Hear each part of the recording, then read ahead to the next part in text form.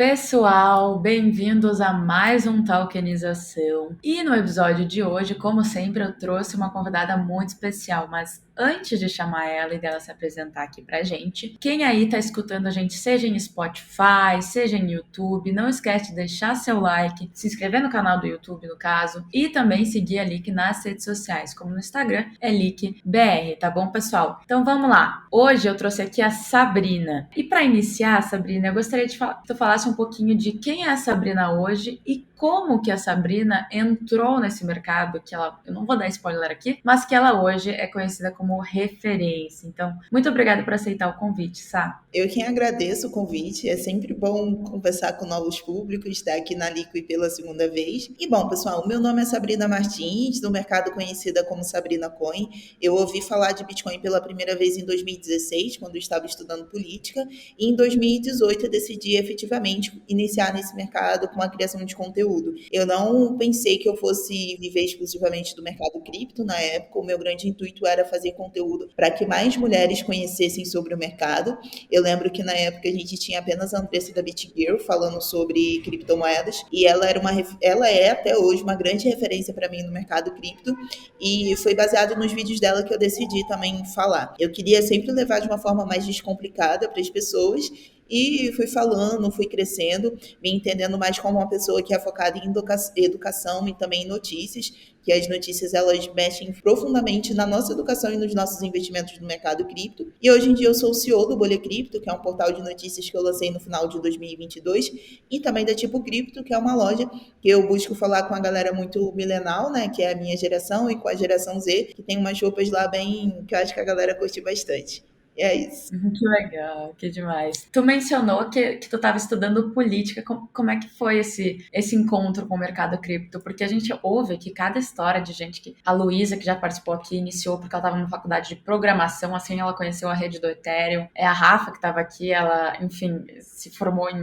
antropologia, se não me engano, e conheceu o mercado cripto de uma forma totalmente diferente. Eu conheci porque meu irmão ficou falando para mim, pô, Bruno, tu tem que conhecer isso aí. Então, tipo assim, as pessoas conhecem de maneira, as pessoas que conheceram há um tempo, né? Hoje é muito mais disseminada a informação, mas as pessoas que conheceram há um tempo conheceram de formas muito diferentes. Eu acho muito interessante. Como é que foi esse teu encontro, assim, com o mercado cripto? E tu falou que foi em 2019, né? Então, a primeira vez foi em 2016. Eu estava querendo me entender politicamente, né? Porque, assim, eu nunca tinha estudado política, nunca tinha me interessado, mas aí eu saí um pouquinho da minha bolha. Eu morava na Baixada Fluminense do Rio de Janeiro, então lá a galera não falava muito sobre isso. Mas quando eu comecei a frequentar outros lugares, por exemplo, centro do Rio de Janeiro, zona sul do Rio de Janeiro, eu vi que o pessoal falava bastante e eu queria entender em qual lugar, qual era a visão política a qual eu me encaixava. E nisso eu estava vendo que dos dois aspectos assim eu não me encaixava em nenhum lugar e eu encontrei um canal libertário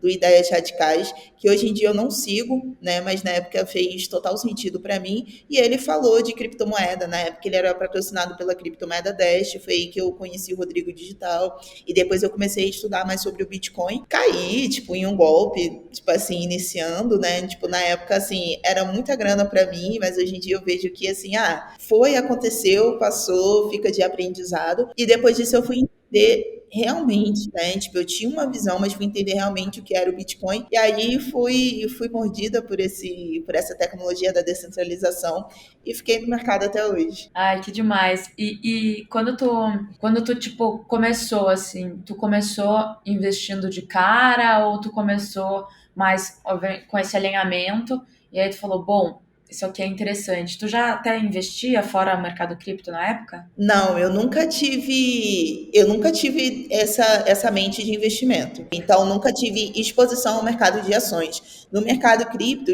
estudei, né? Depois disso, quando eu deixei, eu estava buscando formas de ganhar dinheiro online e me deparei de novo com as criptomoedas. Aí eu decidi investir de cara sem entender muito. Tanto assim que lá atrás eu investi numa shitcoin e entrei no sistema de pirâmide financeira, só que mais avançada. É aquele sistema que fala que vai te dar 200% no dia. Eu, sem conhecimento nenhum, fui lá, coloquei. No primeiro dia, recebi. No segundo também, recebi. Eu falei assim, pronto, vou ficar rica. Assim que vai ser minha vida, vou ficar colocando dinheiro aqui para sempre. Aí no terceiro dia eu coloquei, como toda pessoa que cai em golpe vai naquela ganância, eu coloquei todo o dinheiro que eu tinha ganhado e acabei perdendo. Aí depois disso que eu ouvi lá o rapaz da Ideia de Cash falando assim, cara, se você investe em criptomoeda só porque eu tô falando aqui, o problema é todo seu, porque você precisa estudar e tal. Aí eu fui ver, a criptomoeda que eu tinha comprado já era ruim, já era um nicho de criptomoeda, e depois disso que eu fui realmente entender. Aí eu dei uma pausa, né? Tipo, eu não coloquei mais dinheiro no mercado. Eu fui estudando e a partir disso que eu comecei a colocar. Mas aí foi entrando aos poucos também, porque na época eu trabalhava recebendo um salário mínimo. Então, assim, tipo, eu ainda morava com a minha mãe, mas tinha que ajudar em casa. Então, o que eu conseguia colocar era o que sobrava.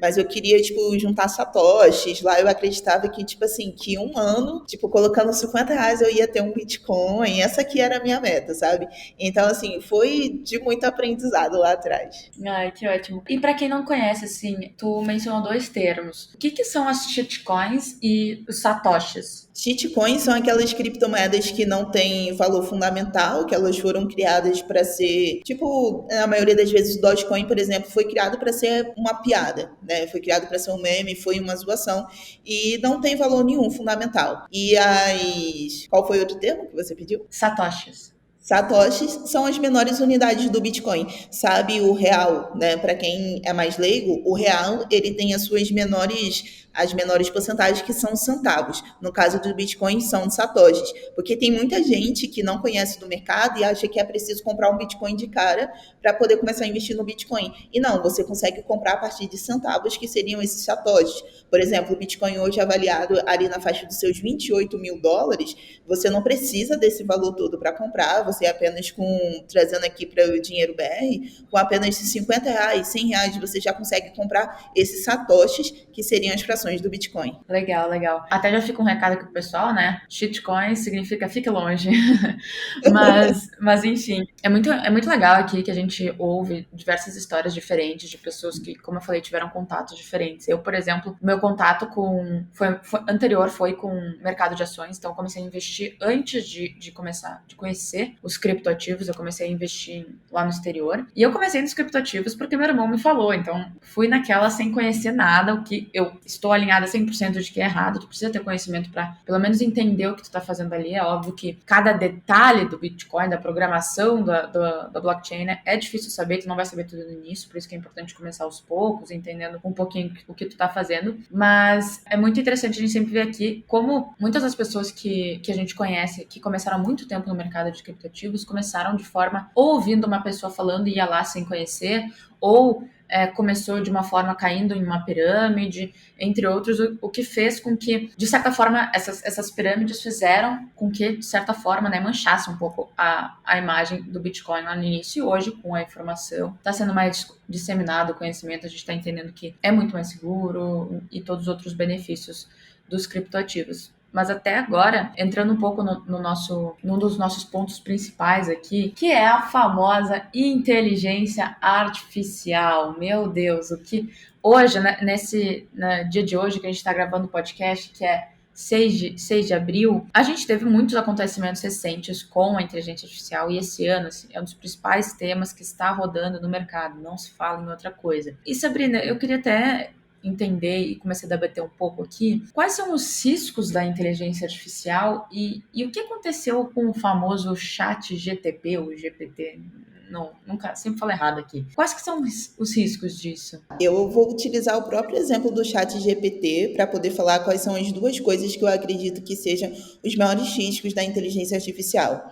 A Itália, na semana passada, decidiu banir o chat GPT, preocupada com vazamento de dados. Aí a OpenAI realmente, que é a empresa por trás do chat GPT, disse que houve esse vazamento de dados da galera que assinou o chat GPT Plus, inclusive nome, e-mail, 4 últimos dígitos do cartão e também a data de vencimento. Outra coisa também é que a regulamentação, a galera que faz regulamentação e tudo mais, os centralizadores estão de olho no chat GPT por conta do seu viés algoritmo e também que eles estão falando que é um viés bem ideológico.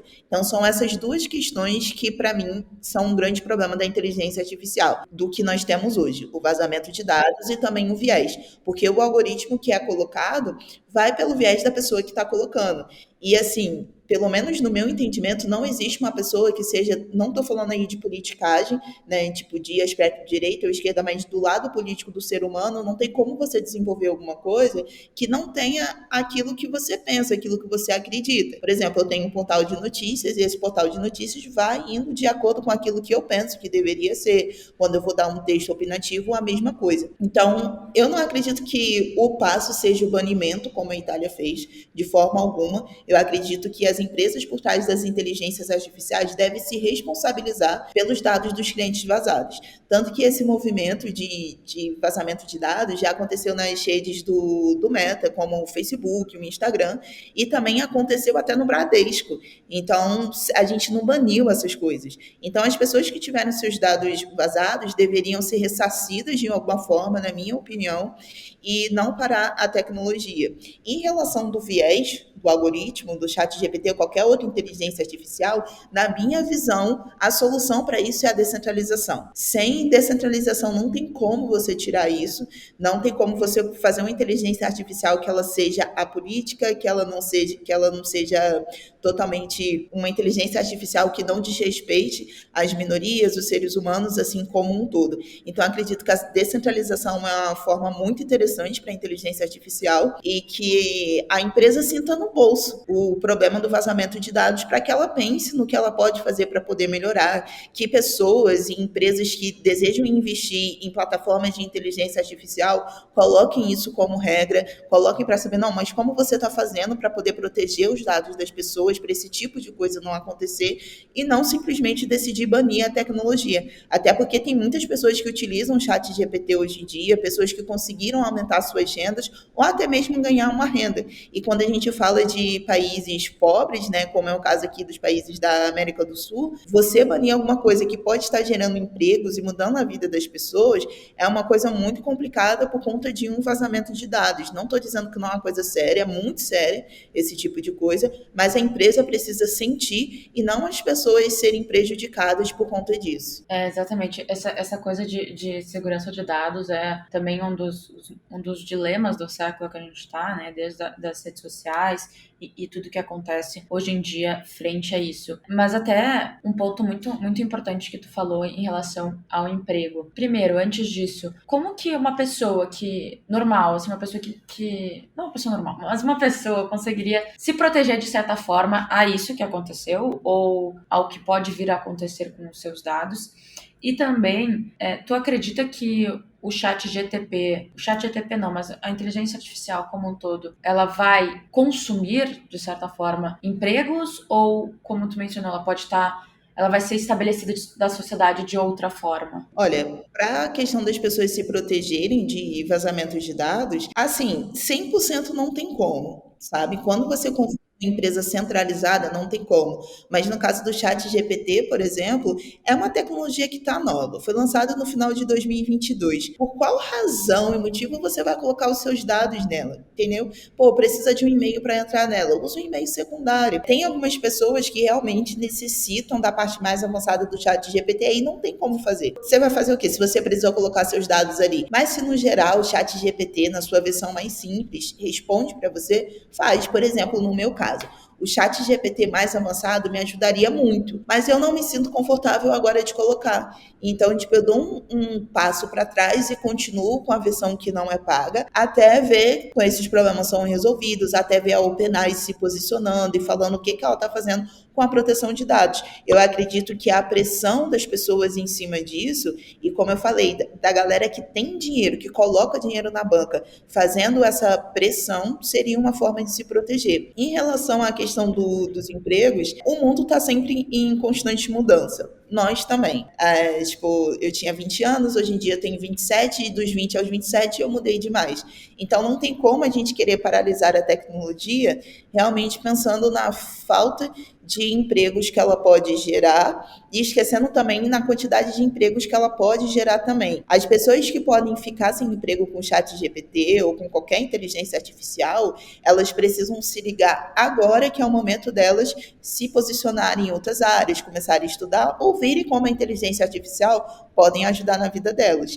E se a gente for falar, não, mas pessoas, isso a gente falando na nossa visão, né? Mas pessoas mais simples, pessoas mais comuns, que estão na luta do dia a dia, essas pessoas dificilmente vão perder, pelo menos na minha opinião, o trabalho delas por conta de inteligência artificial. A gente já viu muitas pessoas, verdade, sendo substituídas por máquinas, mas acredito que a inteligência artificial não vai chegar tão rápido nessas pessoas, e eu acredito que o trabalho de educação deveria chegar, sabe? Deveria ser o trabalho de base, o da educação, para que as pessoas conheçam a tecnologia que está chegando. Porque se você for numa comunidade hoje em dia, que são pessoas que têm trabalhos braçais e tudo mais, a galera da comunidade não sabe. Chat GPT, inteligência artificial, não sabe o que é isso. Às vezes não sabe nem, tipo, nunca ouviu falar, tipo, nessas tecnologias. E como é que essas pessoas vão conseguir se proteger do avanço dessa tecnologia? Essa informação para ela demora muito mais para poder chegar. Então, assim, para elas conseguirem se proteger, obras sociais, a galera que está desenvolvendo a inteligência artificial deveria se voltar para esse lado também. Criadores de conteúdo, ver formas de chegar nessas pessoas e até mostrar para elas que elas podem ter uma forma de ganhar uma renda ou de conseguir algum emprego que possibilita que elas saiam dessa situação. E foi inclusive o meu caso. Tipo, eu sou uma pessoa que eu morava, né, tipo, na Baixada Fluminense, depois fui morar em comunidade, e não tinha razão nenhuma para eu saber o que é Bitcoin. Não tinha razão nenhuma para eu estudar tecnologia blockchain, porque isso não chega lá. Não é, sabe, da ciência da comunidade. Mas tendo um pouquinho de contato com pessoas fora da minha bolha, eu decidi estudar política e assim cheguei no Bitcoin. Eu acredito que seja dessa forma também, entendeu? Então, as pessoas que têm classes sociais mais baixas, que estão em comunidades, periferias, baixadas fluminenses, deveriam ter esse acesso por meio de influenciadores, por meio de obras sociais, para que elas possam conhecer essas novas oportunidades. Muito, muito interessante isso que tu mencionou, né? A gente tem, eu não lembro agora quem que fala essa frase, mas que uma das maneiras da gente justamente estar mais preparado para o futuro, que está em constante mudança, é a gente sair da nossa zona de conforto e entender o que está acontecendo fora dela, que isso é um fato a gente vai conseguir absorver muitas informações para se preparar para isso, né? E tu também mencionou uma coisa sobre... É uma tecnologia nova, como uma pessoa sai já saindo, colocando todos os dados dela, né? Eu tava lendo hoje o livro que é The Blockchain Revolution, ou The Blockchain Standard, não lembro agora como é que é o nome, mas ele menciona uma parte dentro dos princípios ali da tecnologia, que diversas tecnologias foram testadas antes de ter a tecnologia da blockchain, que está por trás do Bitcoin, por exemplo, e como é que eles testavam, né? Ficavam tentando encontrar fraudes durante 5 anos, e aí às vezes chegava no 4º ano, encontrava uma fraude e ia lá, outro projeto. Agora não dá mais. Então, a tecnologia, ela tinha muito tempo de teste para tu dizer, tipo, agora eu consigo mexer nela, agora eu posso dizer que ela é, de certa forma, segura para eu conseguir testar. E eu concordo 100% com isso, do fato de as pessoas saem colocando dinheiro em coisas na internet, hoje os fakes que estão no Instagram, hoje as pirâmides que estão que estão tanto presentes, sempre estiveram no marketing de multinível, agora nos criptoativos, dentre outros, mas a gente precisa de um tempo de teste para aquilo, para conseguir adquirir uma certa confiança. Então, vem muito da euforia do ser humano, de, pô, eu quero aproveitar aquilo, quero entender o que tá acontecendo, tá um burburinho aqui, quero ouvir, e vai lá com tudo meio cego, só porque as outras pessoas estão falando, mas na verdade a gente sempre precisa ter esse teste, né, sempre ter um tempo de comprovação para saber se aquilo é seguro ou não, e às vezes, assim, acontecem casos que ficam marcados na história, como, por exemplo, o caso que tu mencionou do Bradesco, diversas pessoas, e do Facebook, né? A gente bota nossos dados no Facebook, os clientes do Bradesco têm os dados do Bradesco ali, e às vezes acontece isso de um breach, né? Uma falha de segurança que acaba vazando dados, mas isso são casos à parte. Quando a gente fala de novas tecnologias, a gente precisa de um tempo para estabelecer, e esse tempo está cada vez mais curto, né? Cada vez mais rápido, então as novas tecnologias estão se estabelecendo na sociedade. E quando a gente fala até, né, de blockchain, um dos princípios é a privacidade, é a segurança, é a integridade da rede. E tu acredita que isso que aconteceu com o chat GTP vai, de certa forma, impulsionar a adoção do blockchain? Assim, sendo bem sincero, eu acredito que não, porque quantas pessoas a gente conversa e fala que está realmente preocupada com questão de vazamento de dados, com a questão da proteção, de descentralização, é muito difícil de você ver.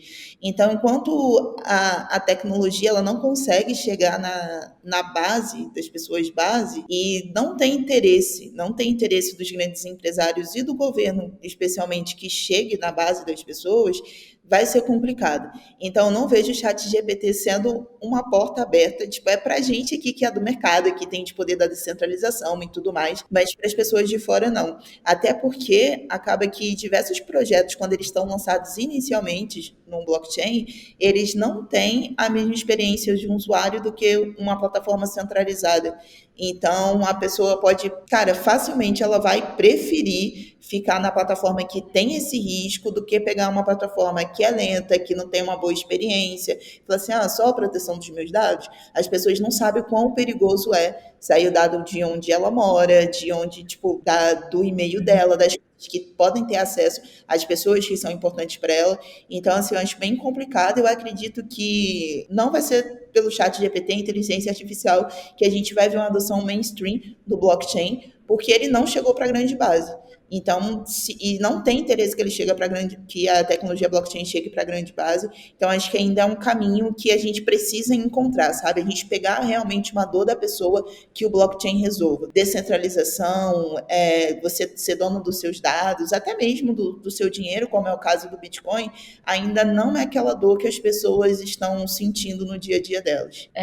De fato, isso tende a acontecer, obviamente, com mais tempo, que a gente tem que sempre lembrar, né, que é um mercado novo, então a adoção, a nossa curva de adoção ainda está recém no início. E até falando sobre isso, né, sobre descentralização e inteligência artificial. Hoje já existem projetos descentralizados de inteligência artificial? Existe sim, só que eles são bem limitados. Por exemplo, a Polygon, para quem não conhece, é um projeto que veio com o intuito de deixar a rede do Ethereum mais escalável, mais rápida, com menos taxas. Ela lançou uma plataforma de inteligência artificial e essa daí era de criação de avatares, imagens, né?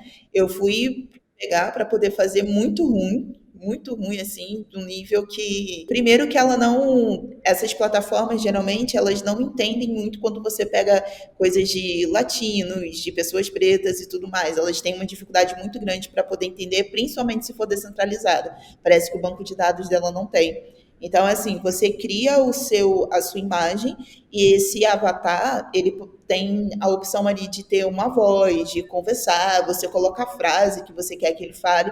A ideia é legal, mas a experiência do usuário é muito ruim. Se você for utilizar outras plataformas, tipo assim, acaba que fica melhor você utilizar plataformas centralizadas para poder fazer tudo isso do que utilizar uma descentralizada por conta da experiência do usuário. Mas também acredito que a coisa para evolução, entendeu? Tipo, que vai melhorar. A Polygon tem um time muito bom por trás, tem ideias muito boas e precisa partir de algum lugar. Isso aí é um fato. E são com feedback de pessoas que não estão envolvidas no projeto, dos usuários, que um projeto consegue evoluir. Então, tem alguns projetos já rodando, mas com uma experiência que não é tão boa assim. A gente viu nesses últimos tempos diversas questões negativas relacionadas à inteligência artificial, principalmente devido ao fato do vazamento de dados.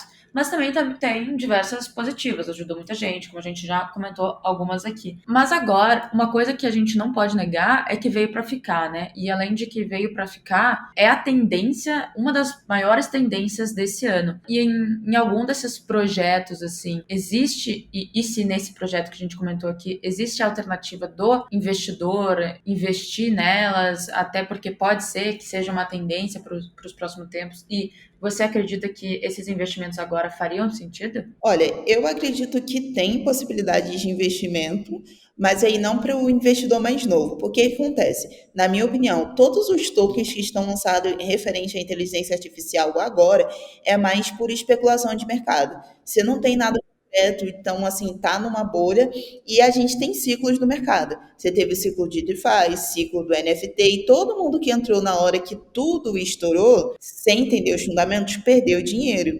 Vide os artistas que compraram os NFTs da coleção dos macaquinhos entediados. Então, o que eu penso? Quer fazer especulação com tokens de inteligência artificial? Quem sou eu para falar para você não fazer? Mas se eu puder dar uma sugestão para você, é que você estude, que você não pense que esses tokens agora, né, são para o longo prazo, porque assim, numa bull run, tudo cresce. A gente não está numa bull run do mercado, mas tudo cresce. Mas a chance de uma altcoin, principalmente uma que é especulativa, agora, como o caso, eu vou pegar da Agix, que é voltada aí para o mercado de inteligência artificial, principalmente uma que é especulativa dessa, depois que o mercado corrige, quando o mercado volta, a chance dela voltar também é muito pequena, porque provavelmente o mercado já vai estar com outro hype, com outra tendência, e como você mesmo disse, as coisas passam muito rápido, o nosso nível de coisa, a gente tem insano a nossa demanda por outras coisas, como foi, por exemplo, pode ver a diferença. A gente teve o Rap do DeFi que durou mais tempo do que o do NFT, e o NFT durou mais tempo do que o do metaverso, e a inteligência artificial também tende a durar o hype, assim, menos tempo do que o do metaverso, porque, tipo, a gente não tem mais aquele nível de dopamina, sabe, de coisas novas. Então, eu acredito que dá para fazer dinheiro, dá, mas sem emoção. Costumo falar que assim, esses tipos de tokens que são bem especulativos é para aquele encontro de balada. Teve encontro na balada, curtiu o encontro da balada, você, depois que fez tudo que você tinha que fazer, que você ficou feliz, você não precisa voltar a entrar em contato, nem nada, entendeu? Eu achei bem interessante esse dado que tu trouxe aqui, e eu tinha visto ele em algum lugar também, esse comentário de que cada vez mais esses ciclos de trending estão durando menos, e até isso a gente consegue ver de certa forma mais prático até nas nossas redes sociais. Cada vez mais o ciclo ali que teve de lançamento de curso, muita gente lançando curso, agora já está diminuindo, o mercado está amadurecendo. E o mercado amadurecendo, cada vez mais vai ficar mais difícil da gente ver uma hyping assim durar tempo, porque essas coisas estão passando muito rápido. A da inteligência artificial agora já sofreu um baque com o próprio vazamento dos dados ali do chat GTP. E assim, a pessoa aí do outro lado que está nos investindo, vocês investidores, a gente tem alternativas de você investir de forma descentralizada, de forma mais segura. Até na própria LEAK, a gente tem os tokens de renda fixa, que são lastreados em ativos de renda fixa. Então, a gente tem a segurança ali e que providencia ali para o investidor rentabilidades. Algumas vezes os tokens têm vencimentos em 2, 3 meses, um mês, e a gente consegue ter uma rentabilidade ali boa de forma mais segura. Então, você não precisa se sentir obrigado a colocar dinheiro só porque tá todo mundo falando. Não é nem, e eu falo se sentir porque obviamente ninguém tá te obrigando a fazer isso, mas tu sente como, porque o teu emocional tá ali afetando e tu tá naquela euforia, tá todo mundo falando disso e agora foi, já botei dinheiro e nem pensei. Então o negócio acontece muito rápido. Só que você tem outras alternativas que é para tu justamente botar ali dinheiro, deixar um caixa separado para conseguir se apropriar de alternativas que façam sentido. Porque hoje, a gente está falando hoje, há muito tempo, na verdade, acredito que tu está falando há muito tempo já sobre o Bitcoin.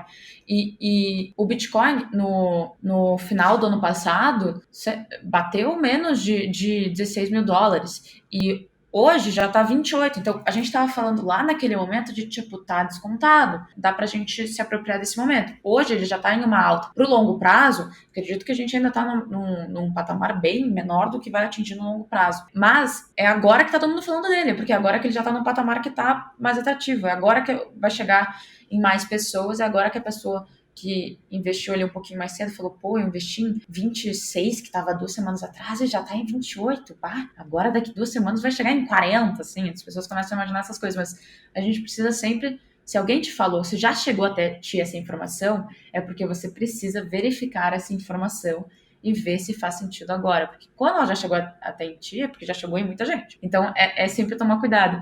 E até falando sobre isso, sobre Bitcoin, a gente teve recentemente a aposta, eu não sei se tu chegou a ver, acho que foi CTO da Coinbase, o CTO da Coinbase que apostou que o Bitcoin estaria em $1 milhão em 3 meses ou 4 meses, alguma coisa assim. Pra onde tu acredita que vai o Bitcoin, sabe? Olha,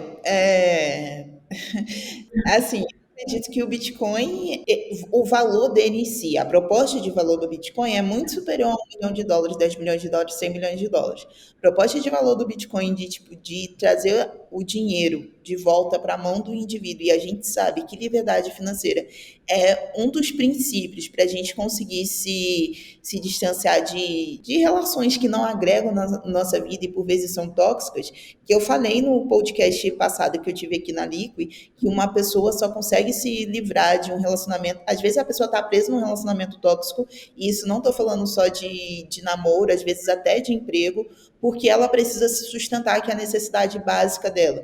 Então, quando a pessoa consegue uma liberdade financeira, para ela sair dessa relação, é muito mais fácil. E essa é a proposta de valor do Bitcoin, é justamente livrar a gente do relacionamento tóxico. A gente tem concentralizadores que acreditam que mandam na nossa vida, que colocam linhas imaginárias ao redor do mundo, que meu dinheiro aqui não vale se eu quiser ir para os Estados Unidos, se não... E com Bitcoin não existe isso. E ninguém pode confiscar em você, claro, de você, claro, se esse dinheiro, né, se o Bitcoin estiver com você. Então, assim, o Bitcoin, pelo menos na minha opinião, já vale mais do que 100 milhões de dólares, qualquer coisa que colocar na mesa. O Bitcoin chegar a 1 milhão de dólares daqui a 3 meses, ele falou isso em março, maio, junho e julho, chegar a 1 milhão em julho, assim, se chegasse eu ficaria muito feliz, mas acreditar que vai chegar? Não. Eu queria apostar contra ele para ganhar esse 1 milhão de dólares e colocar tudo em BTC. Mas assim, não acredito que vai.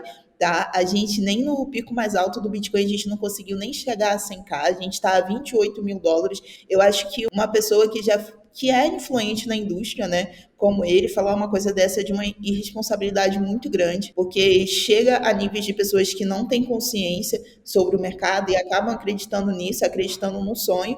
E, gente, pode acontecer uma coisa muito séria daqui a 2, 3 dias no mercado, que a gente sabe como o mercado muda da noite para o dia, e o Bitcoin voltar para 15k, o Bitcoin voltar para 20k, e a pessoa que colocou ali o único dinheirinho que ela tinha acreditando na promessa do 1 milhão, sabe? É muito complicado. Eu acredito que o Bitcoin esse ano não vai passar assim por uma alta astronômica, só se acontecer, tem que acontecer muita coisa para isso acontecer. Acredito que vai ser momento de consolidação mais do BTC, em preparação de acumulação para o halving do ano que vem. E 1 milhão, acredito que a gente vai ter que esperar bem para ver. Tempinho que vai sangrar pra gente.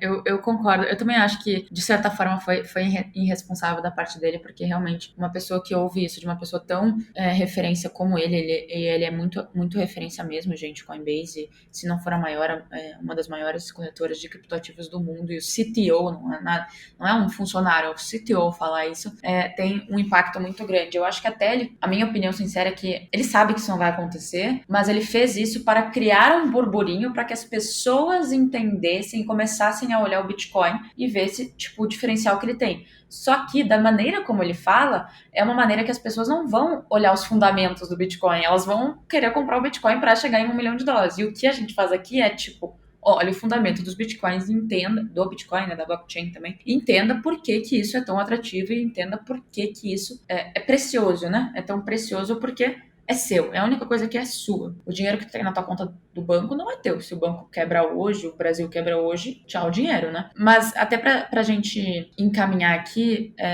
hoje a gente tem, enfim, a gente tá amadurecendo mais o mercado, mais pessoas ficando mais conscientes frente ao que tá acontecendo. Mas o que tu diria para uma pessoa que tá iniciando agora, assim, ela tá começando a entender esse mercado, ainda tá bem perdida, ela tá nos escutando aqui, ela só sabe de ações, mercado tradicional. O que tu diria para essa pessoa começar nesse mercado? Olha, isso independentemente da pessoa, de você que está ouvindo a gente, ter muito dinheiro ou pouco, de não entrar no mercado sem conhecer. O Bitcoin, ele foi, né, o white paper dele foi lançado em 2008, a primeira transação dele aconteceu efetivamente em 2009.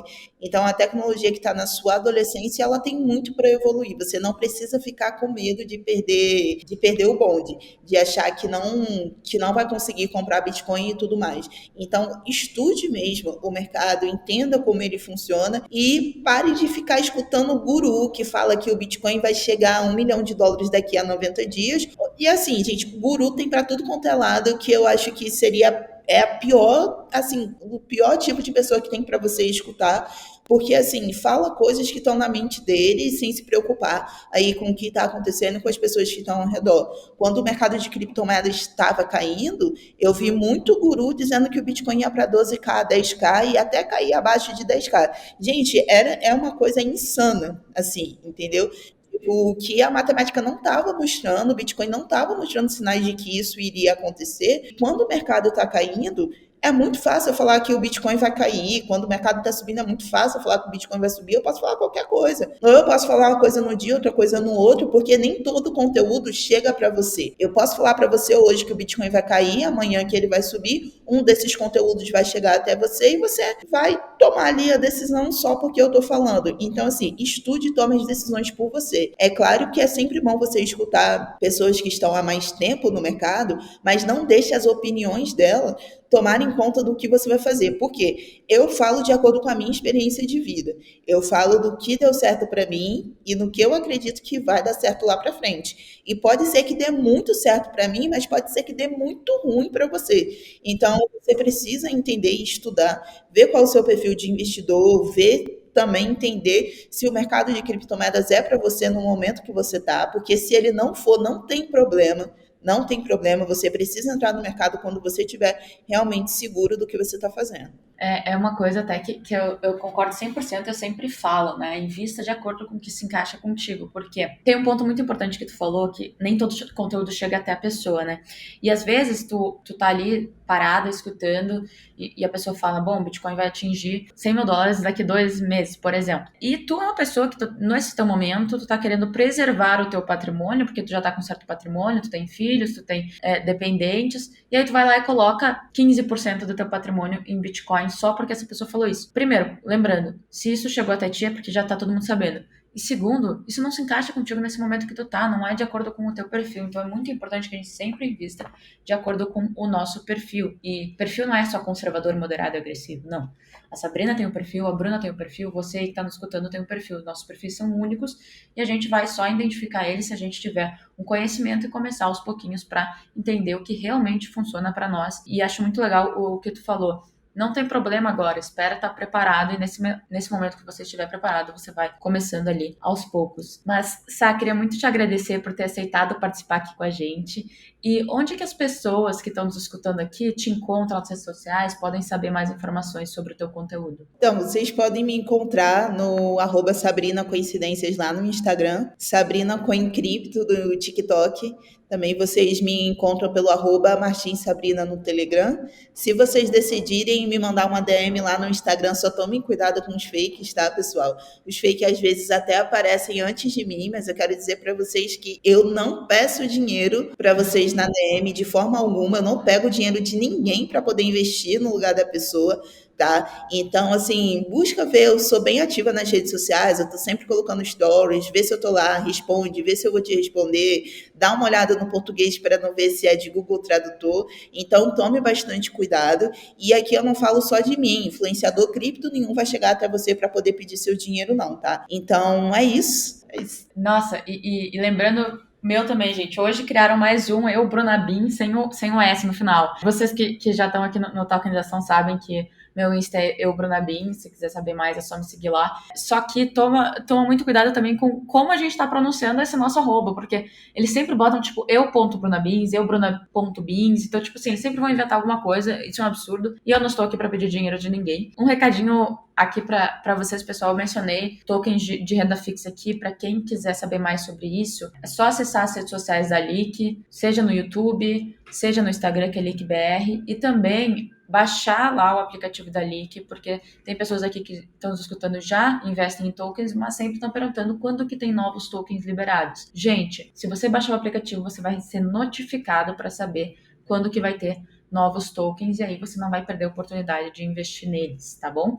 Muito obrigada, então, a vocês todos que estiveram aqui nos escutando até o final. Não esqueça de deixar seu like nesse vídeo e se inscrever aí na plataforma de áudio que você estiver escutando. Então, obrigada a todos e beijão!